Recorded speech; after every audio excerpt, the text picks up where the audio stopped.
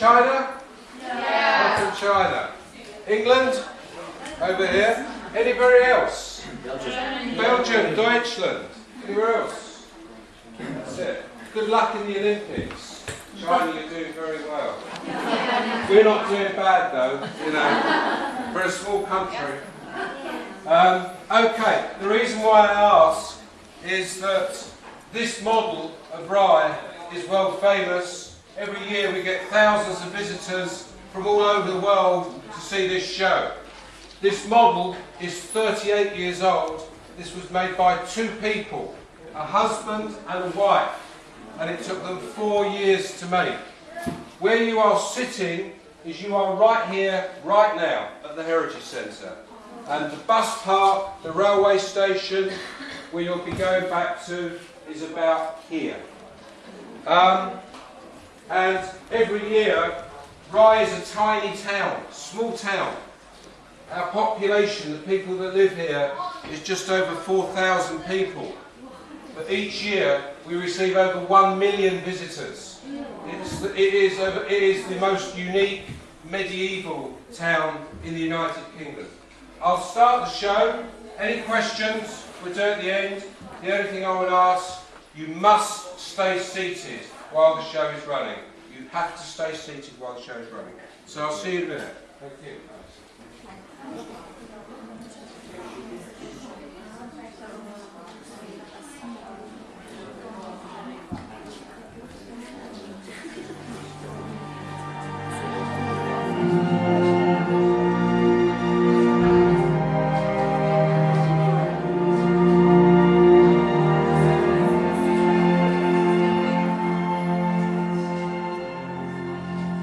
Welcome to Rye, one of the most unusual and distinctive small towns in Britain. What makes it so unique? Well, that's something you're about to find out, as during the next 15 minutes or so, we explore something of the history, the wealth of fascinating stories that lie behind virtually every building and every street in this small East Sussex town. And your guide to the town is this: the Rye Town Model, painstakingly built by Joy Harland and her husband Ted over a span of some 4 years and acquired by the town in 1981.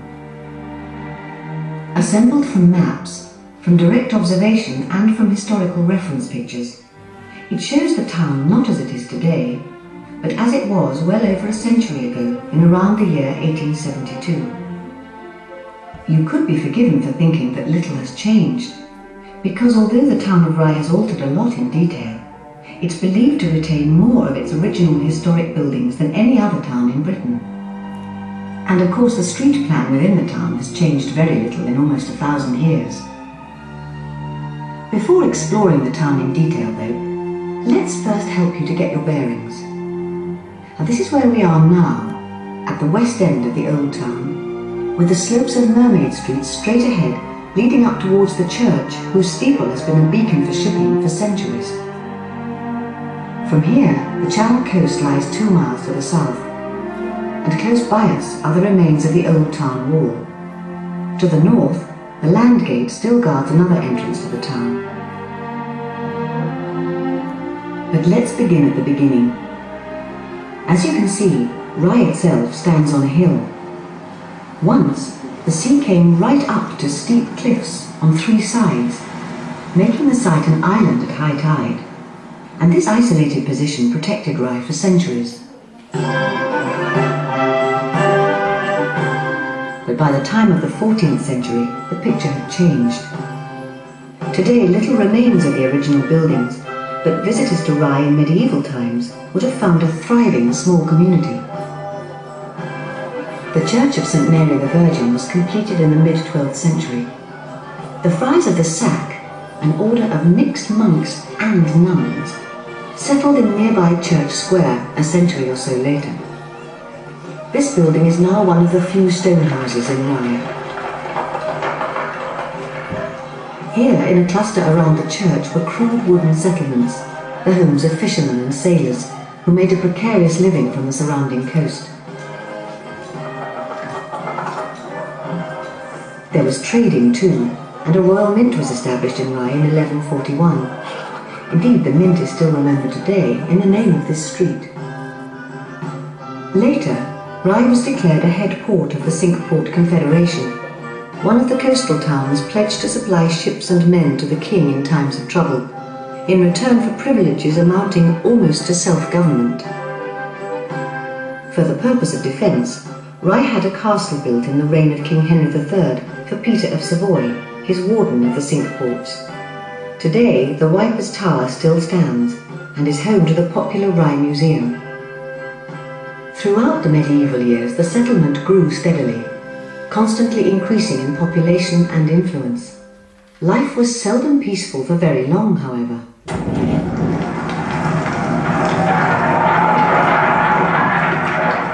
From the sea, the new settlement now appeared as a tempting target for raiders from across the Channel, who, not content with attacking isolated shoreline farms and homesteads, stole ashore in 1377 to ransack the town in the most audacious raid ever.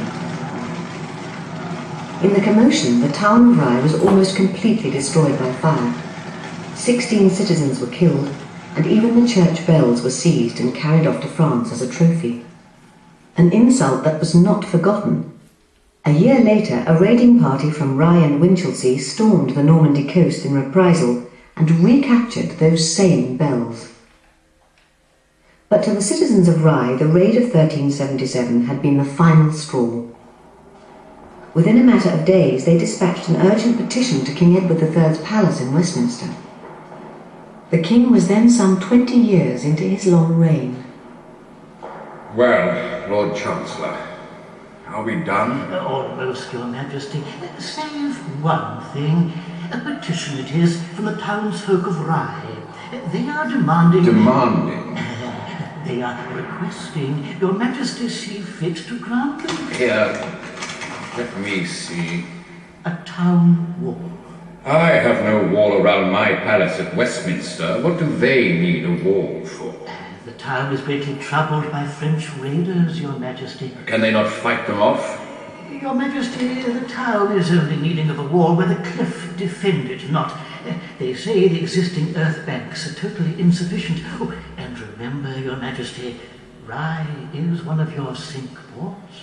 How much do they want? Well, according to calculations, to provide a sufficient height to deter all raiding parties... Oh, let's see what we can do then.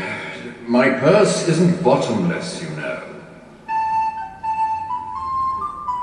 But it was another 3 years before the money was found and building could commence. Once the town wall was in place, Rye was totally protected on all sides. Indeed, when the tide was high, access to the town depended on just one town gate, the land gate, that can still be seen today. Much of the street plan established then still endures, with Mermaid Street, Watchbell Street, and the High Street running east to west, and East Street, Lion Street, and West Street cutting north to south. Local legend has it that a few years later, building work of a rather more sinister nature was taking place here, close to the monastery near Tower House.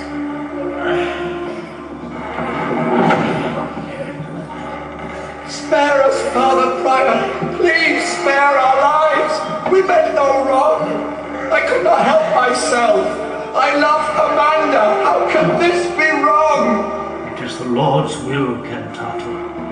In succumbing to the charms of Amanda and falling low before the weakness of the flesh, you have broken your vows of chastity.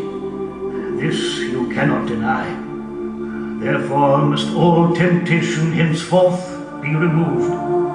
Mason, fix the final stones in place. Father Abbot! Father! Please! May the Lord have mercy on your souls.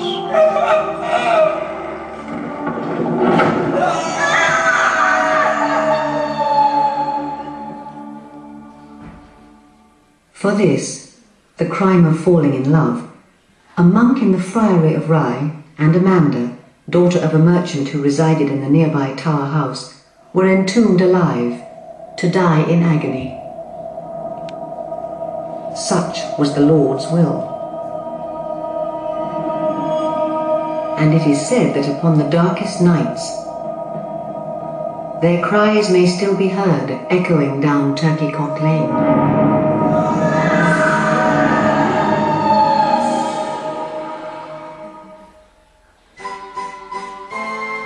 When Queen Elizabeth I ascended the throne in 1558, Rye was the centre of a long-established tradition of shipbuilding. Here, along the banks of nearby rivers, forest timbers from the Weald were fabricated into mighty warships. In 1573, the Queen herself visited in great procession and granted the town the noble title Rye Royal in honour of her splendid reception. This was a time when Rye was a popular centre for all kinds of luxury goods brought from abroad, and fish landed at Rye was daily sent to London by pack-horse.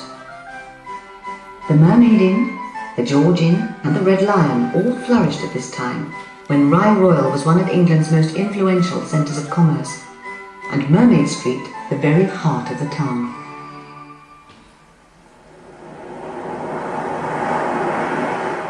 Two centuries later, Rye played host to another royal visitor, King George I, though his visit was somewhat less planned.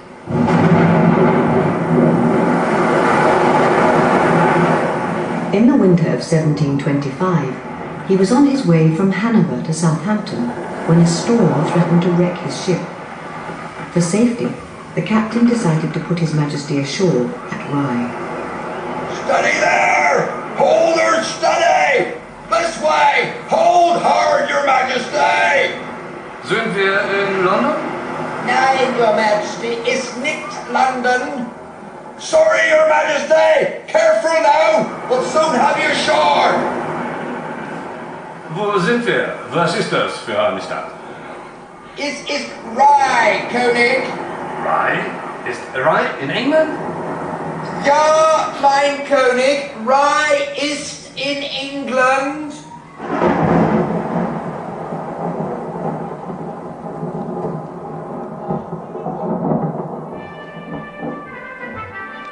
Despite his reluctance, King George soon found the people of Rye just as welcoming as they had been to Queen Elizabeth over a century earlier.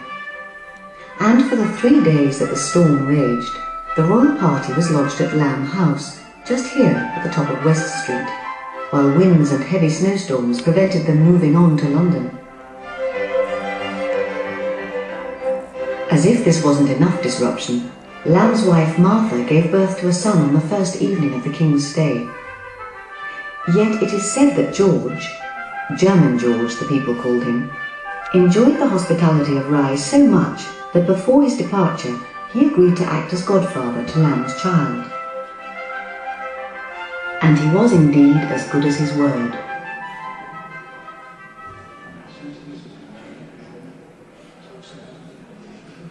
George Lamb, I hereby baptize you in the name of the Father, and of the Son, and of the Holy Ghost. Amen. Amen, over. The king never quite got round to mastering the language of his new kingdom. James Lamb lay at the centre of a rather more infamous incident in Rye some years later. A butcher of the town, one John Breeds, took exception to fines levied on him by Lamb for selling short weight, and decided to revenge himself on his critic. One evening in 1742, as darkness fell, he waited in the churchyard close to Lamb's house, his sharpest knife at the ready. A figure emerged dressed in the mayor's distinctive gown, and Breeds showed no mercy. He fell upon his victim with such fury that soon he was left for dead. There, my lord. You would put me to poverty, but who is the victor now? Butchers should kill lambs. Butchers should kill lambs. Butchers should kill lambs. But by a tragic twist of fate, the man in the mayor's robe was not James Lamb. Instead, The victim of this brutal murder was his brother-in-law and deputy mayor, Alan Greville, who had agreed to attend an official dinner in his place when Lamb was feeling unwell. When Breed's knife was found at the scene of the crime, his fate was sealed. He was duly hanged out on the salt marsh, his body set inside an iron gibbet to rot and swing in the wind as an awful warning to others.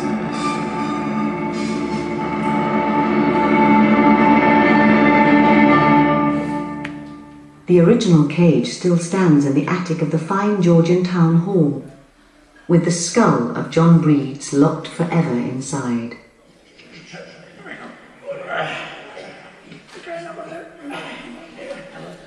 Rye also achieved a certain notoriety for what was practically a way of life.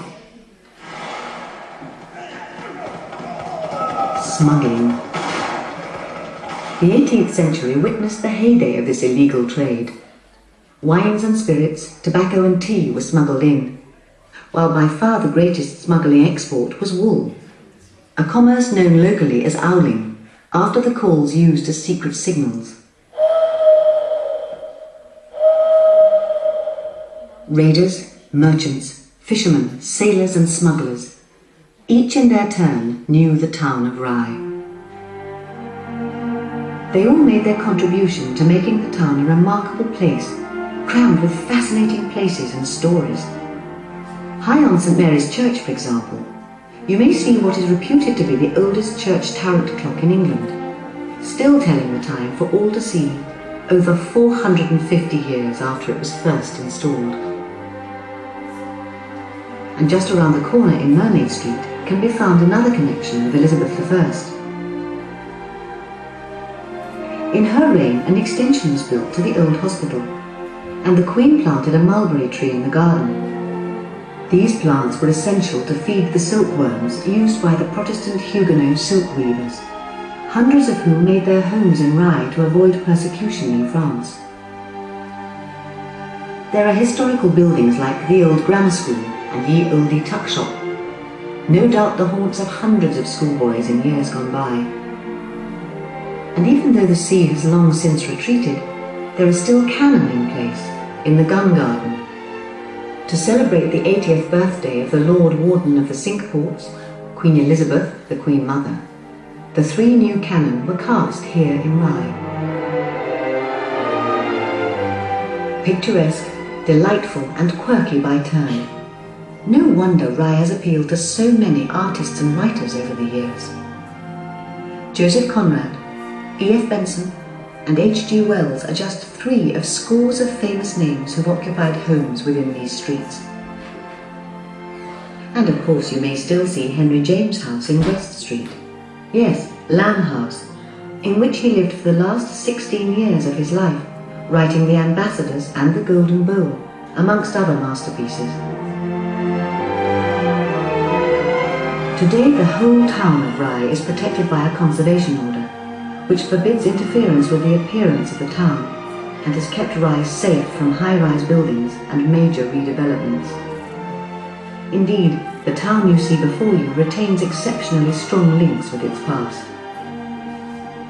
So, we hope you enjoy your visit here today as you go out and explore for yourself the cobbled streets of Rye Royal and all its many charms.